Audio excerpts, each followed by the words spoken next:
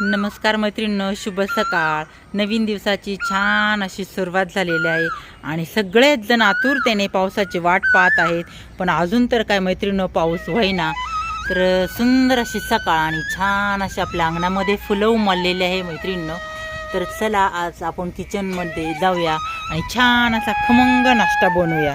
तर मैत्रिणी, आज आपल्याला भोपळ्याचे थालीपीठं बनवायचे आहेत. त्यासाठी मस्तपैकी भोपळा इकडे धुवून घेतलेला आहे आणि कडक कुरकुरीत थालीपीठं बनवण्यासाठी थोडेसे पोहे घेतलेले आहे मी. आता हे पोहे थोडंसं पाणी टाकून स्वच्छ असं धुवून घ्यायचं आहे. तर आपले पोहे छान असे धुवून झालेत. आता थोडंसं पाणी टाकून आता हे पोहे इकडे आपण जरा वेळ भिजत ठेवू. तोपर्यंत आता ह्या भोपळ्याचे आपण साल काढून घेऊ. आता मस्तपैकी साल आता काढून झाली दोन्ही साईडने. आता हे भोपळा आपण असा कट करून घेऊ आणि आता किसून एकदम बारीक मस्त असं किस करून घ्यायचं आहे. तर असं छान किस इकडे पडतोय. तर सगळा भोपळा असा किसून घेऊ. इकडे आपला भोपळा मस्तपैकी आता सगळा किसून झालेला आहे. थोडंसं वाटण करून घ्यायचं आहे. हिरवी मिरची, लसूण, जिरे आणि थोडासा ओवा आता मिक्सरच्या भांड्यात टाकून मी याचं थोडंसं वाटण करून घेते. इकडं आपण जे वाटण केलं होतं मिक्सरच्या भांड्यामध्ये आता ते याच्यामध्ये टाकून घेऊ. आणि मैत्रिणी, मी इथे आळूची पानं घेतलेली आहेत. तर काही जण कोथिंबीर टाकतं, काही मेथी टाकतात. तर आपण आळूची पानं आता याच्यामध्ये थोडीशी कट करून टाकणार आहे बारीक चिरून.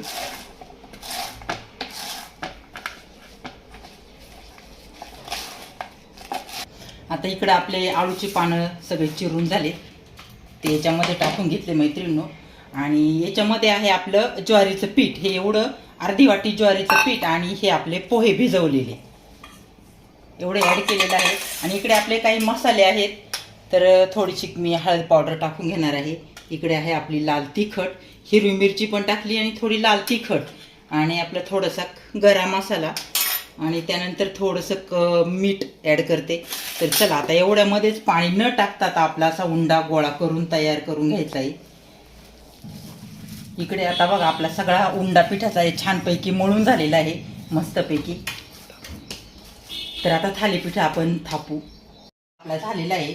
आता थोडंसं तव्यावरती मी तेल टाकून घेते आणि डायरेक्टली आपला गोळा तव्यावरच थापणार आहे मैत्रिणी मी. कारण काही जण अगदी आपल्या कापडावरही थापून घेतात. तर असं बारीक हाताने असं साईडने थापून घ्यायचं, पातळ बनवायचं.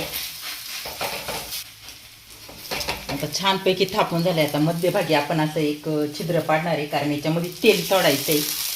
आणि वरतून थोडीशी खावरी टाकून घेऊ.